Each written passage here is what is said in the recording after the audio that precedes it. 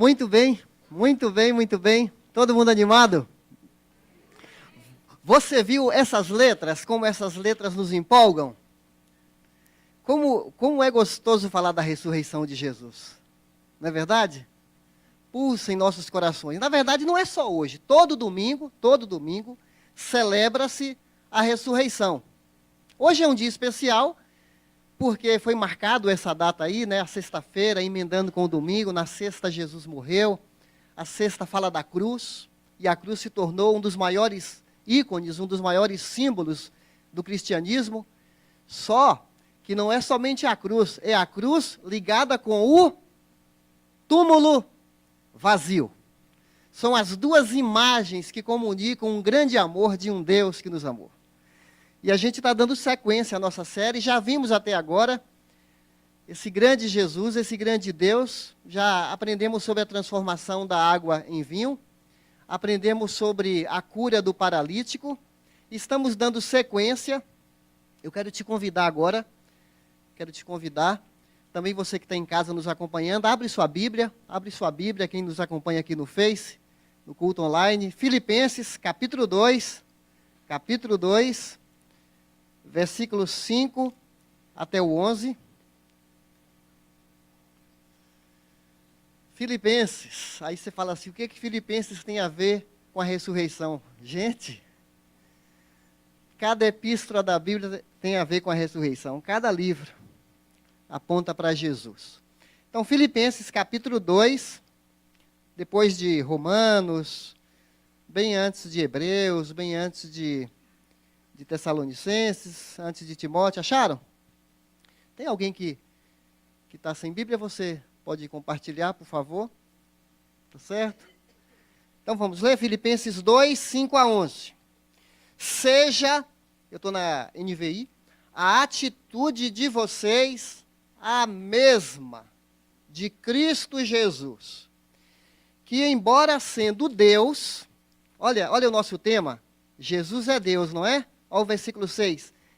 Embora sendo Deus, não considerou que o ser igual a Deus era algo a que devia apegar-se, mas esvaziou-se a si mesmo, vindo a ser servo, tornando-se semelhante aos homens, e sendo encontrado em forma humana, humilhou-se a si mesmo, e foi obediente até a morte, e morte de cruz.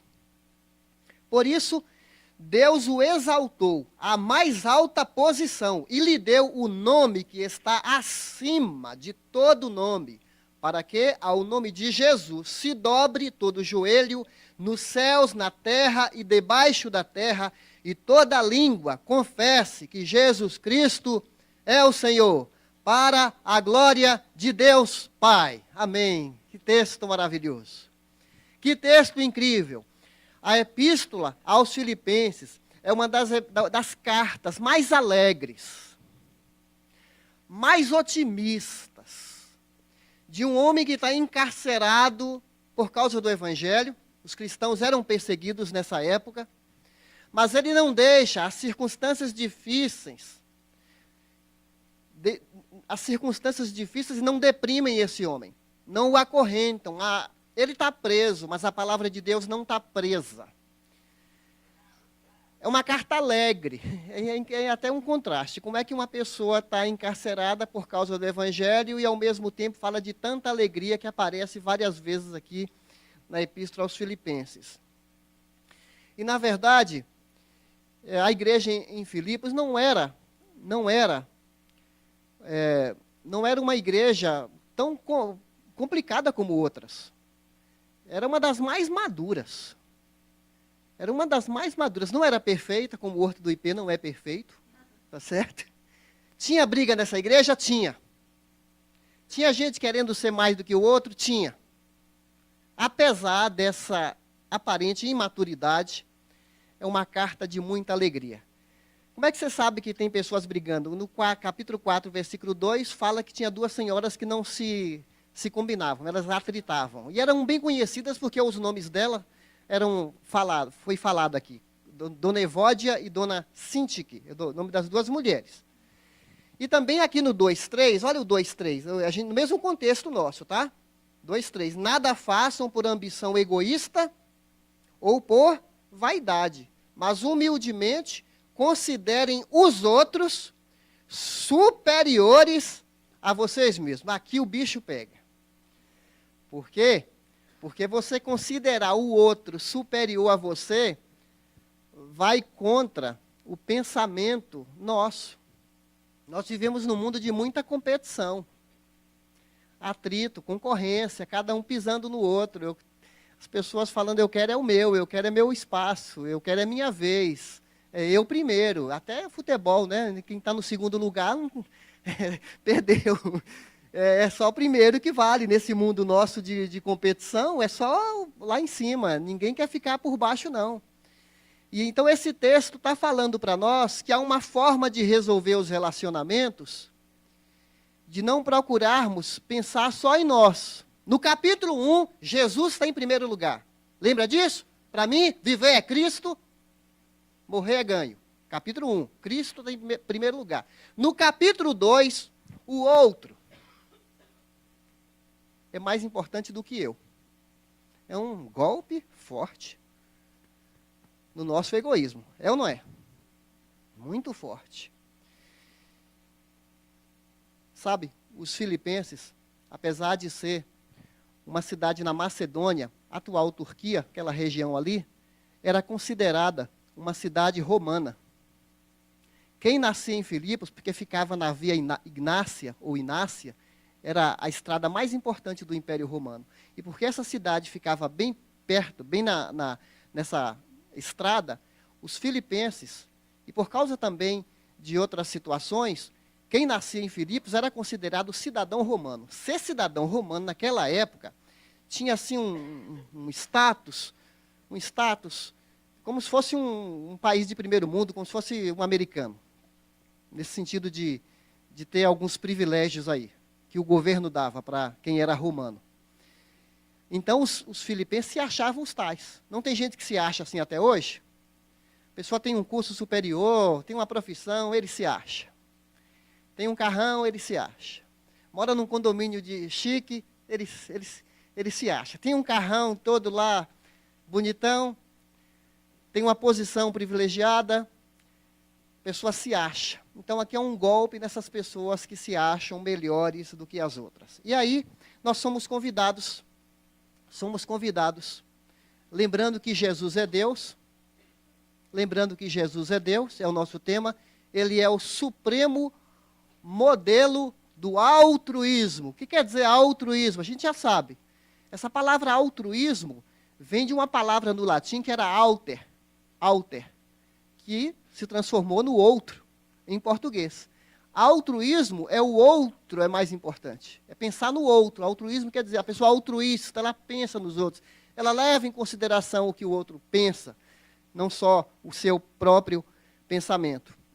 Então, esse texto que nós lemos é o mais teológico aqui da epístola. Até alguns comentaristas achavam que era um hino que se cantava nas igrejas. A gente não tem certeza sobre isso. Pode ser que fosse um hino, pode ser que o próprio apóstolo Paulo fez essa composição, mas você vê que é destacada no texto como se fosse uma poesia. Aí na sua própria Bíblia você vê, parece que é uma poesia tão incrível, tão assim densa de significado, tão rica. Então nós somos convidados para ver aqui a humilhação de Jesus, no 2:5-8, tá certo? A humilhação de Jesus. E do versículo 9 até o 11, nós estamos vendo aí a exaltação de Jesus. E eu vou dar uma olhada aqui no horário, para a gente não passar do nosso tempo aqui. Muito bem.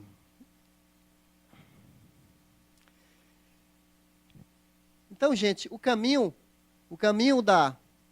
do altruísmo é visto nesse modelo de Jesus. Você pode ler comigo?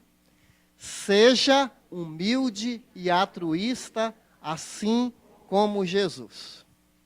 Talvez você já seja altruísta. Talvez você tenha muita dificuldade, de uma certa maneira. Todos nós temos. Temos um eu gritando dentro de nós, como se esse eu falasse assim, eu tenho que pensar somente em mim. seja a atitude, vocês veem aqui no versículo 5, seja a atitude de vocês. Na outra tradução, a corrigida, ou na atualizada, fala seja o vosso sentimento, não é? Confere comigo, quem tem a atualizada, está escrito seja o vosso sentimento, como de Cristo Jesus. Essa tradução sentimento, ela não traz realmente a ideia completa. Na verdade, nem a atitude traz, é que não há um equivalente no português para falar essa palavra aqui. A NVI melhorou, porque sentimento você tem e você não tem. E sentimento, às vezes, não quer dizer prática, não é verdade? Você sente bem ou sente mal, mas você não faz algo, você tá bem interiorizado. A atitude é melhor, porque já fala de uma ação. Então, no original da Bíblia, é você querer e você fazer. Esse é o sentido da palavra, seja a atitude, a iniciativa, a proatividade. Não só sentimento que a gente tem. Mas então a Bíblia, o apóstolo Paulo, ele fala de um conceito teológico e ele chama a gente para a prática. Qual é a atitude de Jesus então? Se é para mim ter a mesma atitude que Jesus, as mesmas reações que Jesus, a gente lê nos evangelhos como que ele agia, aí ele vai trazer para nós aqui o que Jesus, o maior feito, algo que os teólogos não conseguem explicar. Tem umas palavras aqui, em capítulo 2, que durante centenas de anos, os teólogos, a profundidade dessas palavras, eles não conseguiram exaurir o significado dessas palavras, não conseguiram esgotar. Então ele vai falar aqui, no versículo 6, embora sendo Deus, não considerou que o ser igual a Deus era algo que ele deveria se apegar. E na outra tradução, fala que ele não julgou como usurpação. A palavra usurpar é querer se agarrar, tomar força. Ele não precisava disso, porque ele era Deus. Ele não se apegou à sua posição. O texto está falando para nós que mesmo sendo Deus, da mesma natureza de Deus, a forma de Deus é uma palavra que significa que... Vocês já devem ter ouvido falar essa palavra morfe, que vem de metamorfose. A morfe de Deus, a essência de Deus. Jesus tinha a mesma essência. Então é um texto que prova a divindade de Jesus, porque mesmo tendo a forma de Deus, que aqui está traduzido para ser igual a Deus, a forma de Deus, ele se esvaziou. Ele abriu mão dos privilégios, da divindade, se esvaziou. A gente fala assim, Jesus se humilhou e morreu por nós. O fato de se tornar humano já foi uma humilhação. Você está entendendo isso?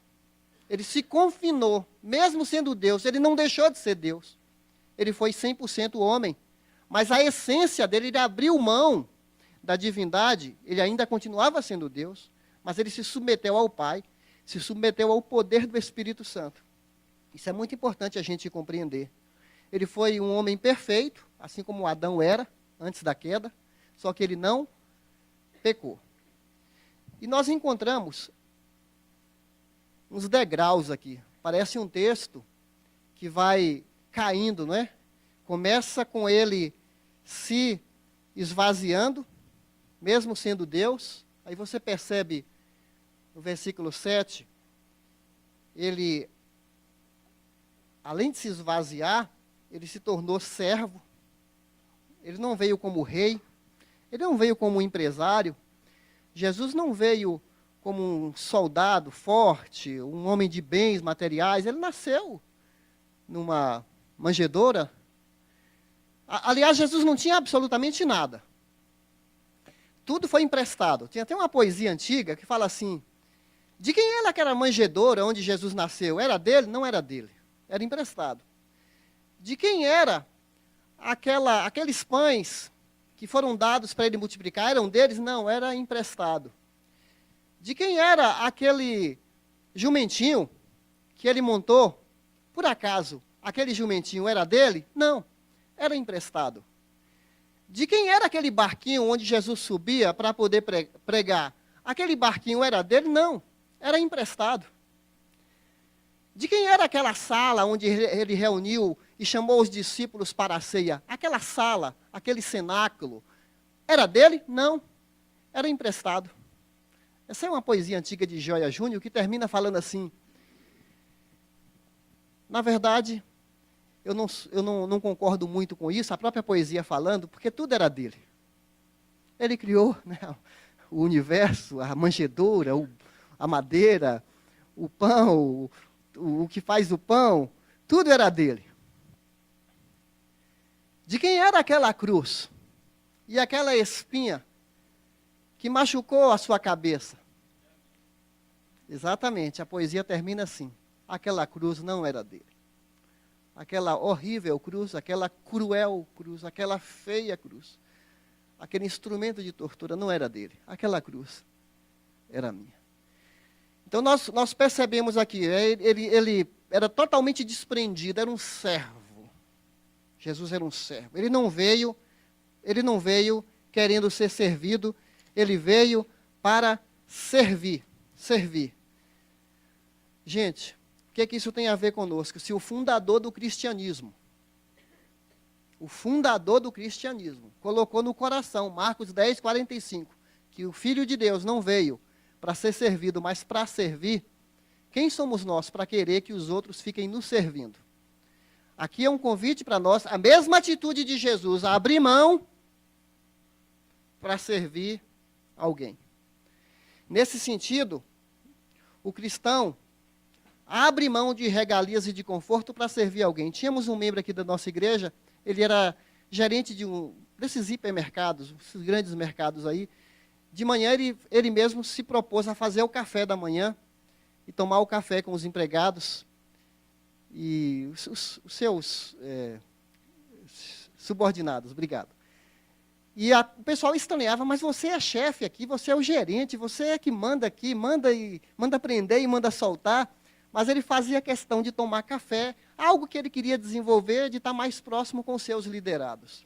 Quando um missionário e a esposa saem de um conforto, da família, da igreja, tudo tão legal, e vai lá para outro lugar, para começar uma igreja nova, ele está abrindo mão de todo um privilégio para poder servir alguém. Olha quanto ensinamento. A dona de casa tem sua casa limpinha, a sua rotina. Aí ela fala, eu quero um pequeno grupo na minha casa. Ela abre mão do conforto de estar só com a sua família, mas eu quero receber o povo de Deus, eu quero, mesmo que minha casa desarrumada e alguém suja a minha casa, mas eu quero servir. Ela abre mão de algo porque ela quer servir alguém. Isso não é incrível?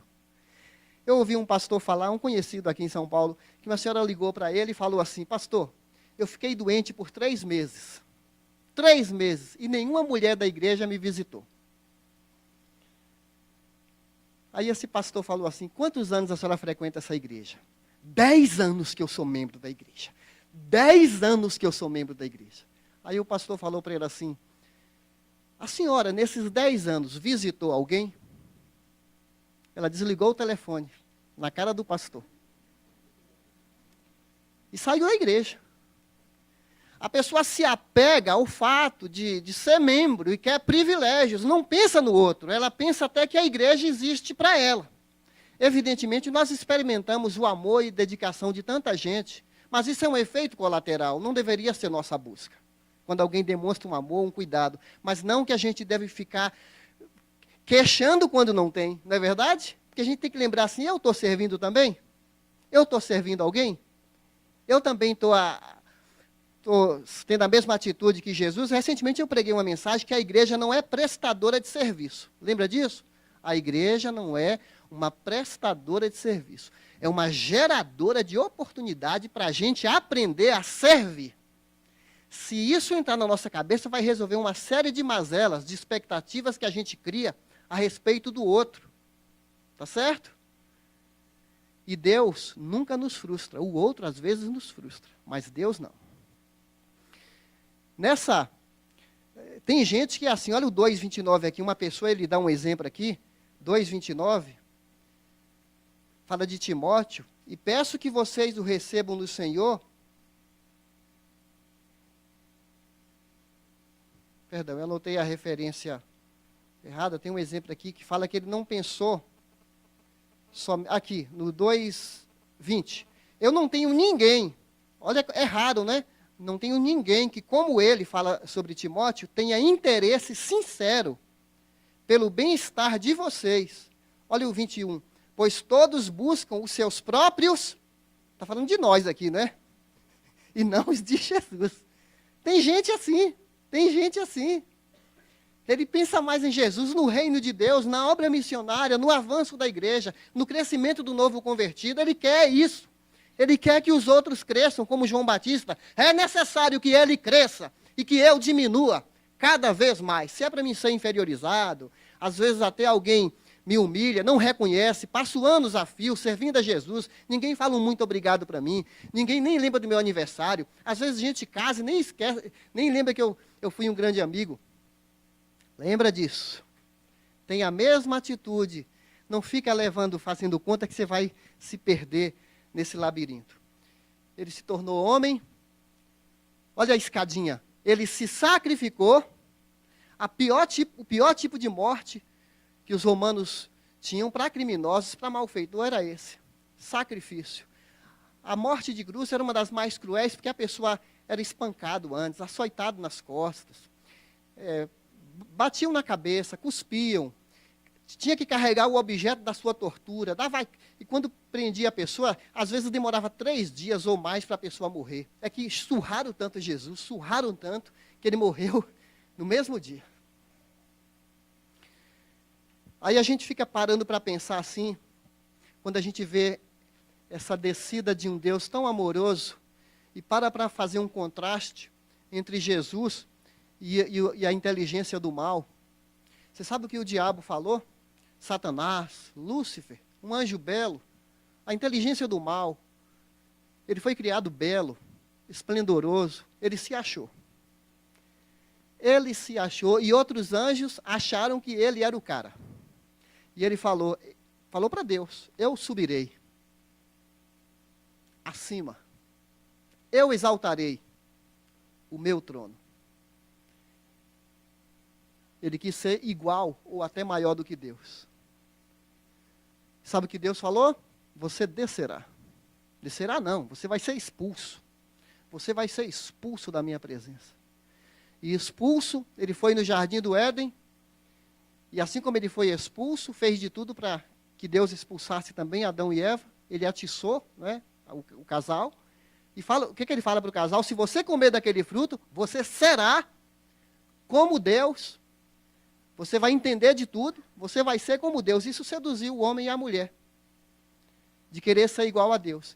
E aí o homem e a mulher também foram expulsos.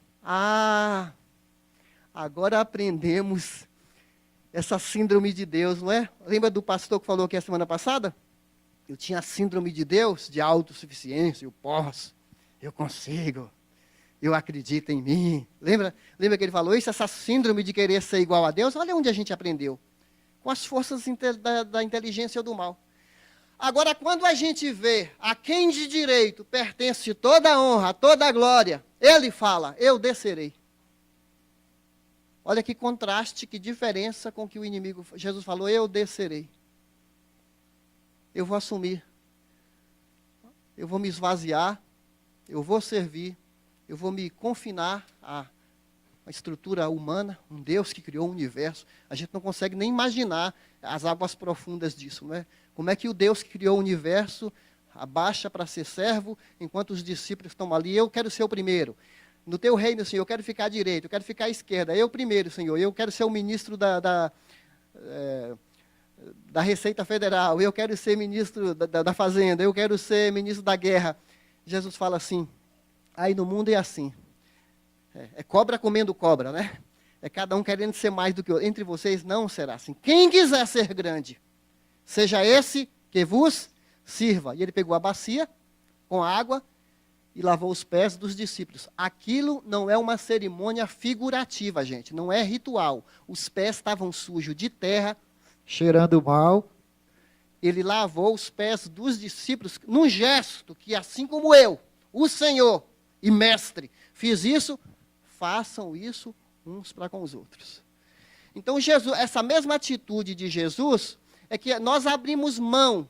abrimos mão de certo conforto, qualquer coisa que você faz, qualquer gesto que a gente faz, que a gente deixa de ganhar um dinheiro para cuidar de alguém, abre mão até de você comprar algo muito especial para você, mas você fala, eu abro mão disso, eu vou doar na obra de Deus. Esse gesto nos faz cada vez mais parecidos com Jesus. Qualquer benefício que você faz para qualquer pessoa, você está imitando Jesus no sentido de ter essa mesma atitude que ele. Que atitude linda de Jesus, não diferente totalmente da do inimigo teve. Continuando nosso estudo, seu sacrifício foi nosso maior benefício. Vamos falar isso? Seu sacrifício foi o nosso maior benefício. Porque ali na cruz, ao se sacrificar, ele desceu às profundezas da humilhação. Pense na glória, no conforto, na exuberância, anjos servindo, santo, santo, santo, a Trindade. Jesus vem no extremo da tortura, da humilhação, por mim e por você, por nossa causa. Tudo isso. A cruz é a grande ênfase da Bíblia, tanto do Velho como do Novo Testamento.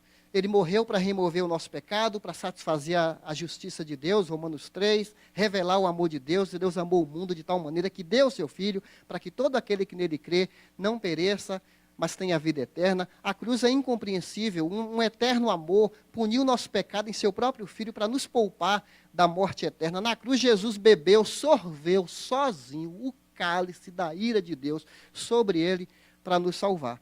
Então, gente, depois de tanto sacrifício dele, aí já passa para o próximo versículo aqui, ó, sua exaltação é a nossa maior alegria.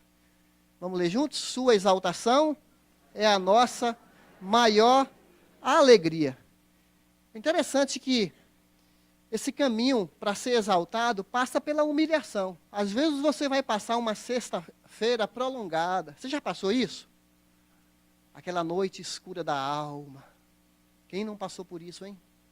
Um período de tristeza, parece que não há saída, parece que está tudo tão complicado, não há porta, um paredão na sua frente, você não vê uma saída. São as sextas-feiras difíceis. Eu lembro de uma mensagem antiga que eu preguei aqui. A sexta-feira é horrível, a sexta-feira é triste, a sexta-feira parece que não vai passar, mas aguente firme, porque o domingo vai chegar. E o domingo já chegou, e chegou cheio de vida, chegou porque Jesus de Nazaré chegou. Então, cuidado, porque às vezes uma dose de sofrimento é para baixar a nossa bola. Uma dose de sofrimento é para baixar a nossa bola, porque Jesus falou, aquele que se exaltar, será humilhado. Aquele que se humilhar, será exaltado. Uma vez eu fui numa escola de natação, e tinha 4 níveis lá na escola de natação. E eu aprendi a nadar na Bahia, então eu me garantia, desde pequenininho. Aí aquela piscina olímpica, e tinha 4 níveis. Aí eu falei assim, eu não vou no número 4, por quê? Porque vai que não dá certo, eu vou no número 3. Aí aquela piscina enorme, tinha as raias olímpicas lá, aí tinha outra piscina bem rasinha, e estavam os velhinhos e as crianças lá, e o professor falava, levanta a mão assim, vai caminhando, levanta a mão assim, vai caminhando. E esse nado de crawl eu não sabia, né? Levanta a mão assim. Aí eu vi as crianças e os velhos, aí eu cheguei assim com o peito estufado. Ah lá. Tem berçário aqui na natação. É. Lá no meu íntimo, mas não é para mim, não é para mim. Aí cheguei no nível 3, o professor falou assim, o que você sabe fazer? Aí o meu orgulho, eu falei, eu na água estou em casa. Aí o professor falou, pula aí. Aí eu pulei, pescoção para fora, nadando lá daquele jeito brusco, aquele sem nenhuma técnica. Aí ele falou, quem mandou você vir para cá? Aí eu falei, ninguém. Falou, vai lá no número 2, vê o que pode fazer por você. Aí eu fui lá no número 2, aí o professor falou, o que você sabe fazer? Eu falei, olha, não dá para morrer não. Aí ele falou, pula aí. Eu pulei. Ele falou, quem te mandou aqui? Eu falei, eu achei que era aqui meu lugar. Ele falou, não é aqui não, vai lá, o 0. Número 0 não, o número 1. Aí, estava eu lá com os velhinhos e as crianças. Levanta a mão assim, ó. Vai assim, vai assim. Eu falei uma humilhação leve, viu, gente? Já passei outras humilhações. Mas a gente vê agora, pensando em Jesus, é uma exaltação incomparável. Tem uma palavra usada aqui, que Deus o exaltou sobremaneira. É a única vez no Novo Testamento que usa essa palavra, que ele foi exaltado sobremaneira, porque isso não se aplica a ninguém mais, nem a anjos, nem seres de outra, só a Jesus. Ele foi exaltado de maneira grandiosa. E essa exaltação de Jesus, além de não ter comparação, é uma exaltação que exige rendição de todos. Todos da terra, do céu, do ar, do mar, todos, anjos, demônios, vão reconhecer que o nome de Jesus, esse nome que significa curios, Senhor absoluto, ele já era, mas ele foi elevado a uma posição de reconhecimento, porque ele é o nosso herói, ele fez um feito extraordinário. E por nome de Jesus a gente é salvo hoje. Quando a pessoa fala, se confessares a Cristo como Senhor, Senhor, em teu coração e creres, será salvo. Deus salva uma pessoa quando ela deposita a confiança somente em Jesus. E é uma exaltação proclamada universalmente. Toda língua confessará que Jesus é Senhor para a glória. Ele foi exaltado para a glória de Deus. O Pai é exaltado no Filho. O fim ou o último de todas as coisas é a glória de Deus. Diferente de fazermos as coisas por vã glória. Nada façais por partidarismo, por vã. O que é vanglória? É a glorificação do vazio. Um zero, quando é um zero pequeno, ou quando o zero é grande, é alguma coisa? Então, a vanglória é glorificar o vão, o zero. Então, é como aquele jumentinho que carregou Jesus, querer ser alguma coisa. É a glorificação do vazio. Diante disso, meus irmãos, eu quero terminar mostrando aqui a exaltação de Jesus. Deus o exaltou a uma alta posição, nome acima de todos, toda a língua confessará para a glória de Deus Pai. Aqui já para do versículo 9, nem fala da ressurreição. Morte de cruz, já fala, Deus o exaltou. Porque ele venceu a morte por mim, por você, e nos dá tanta esperança. Glória a esse Deus.